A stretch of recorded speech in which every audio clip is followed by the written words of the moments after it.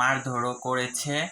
আবার মারধর তো করার পাশাপাশি আমাদের লজ্জাস্থানে আঘাত করছে, আর এখান দিয়ে মনে করেন ব্লাডও বের হয়েছে। অনেক অনেক কষ্ট পাইছি আমরা, বুঝছেন।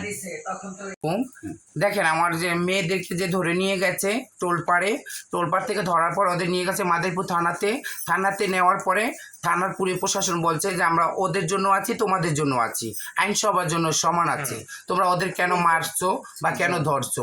তা বলার পর ওদের জিজ্ঞাসা করছে প্রশাসন যে ওদের আগে ছেড়ে দাও, ওদের সাথে কি ওদের যে মালিক আছে সর্দার আছে ওর সাথে তোমাদের মিট করো তোমরা। তো সেটা বলার পরে ওদেরকে কি ছাড়ছে, ছাড়ার পর বলছে ওদের জিজ্ঞাসা করছে তোমাদের কিছু আছে, তো ওদের যা ওরা নিচে ঘরে নিয়ে বাজার থেকে তুইলা সেই জিনিস কানের গলার হাতের টাকা পয়সা মোবাইল যা নিচে হাতের থেকে ঘরে নিয়ে খুললা মাইরা দইরা সেটা থানায় যখন জিজ্ঞাসা করছে তখন সেটা পুরাটা বুঝায় নাই, প্রশাসনের কারণে অর্ধেক দিছে হাতে।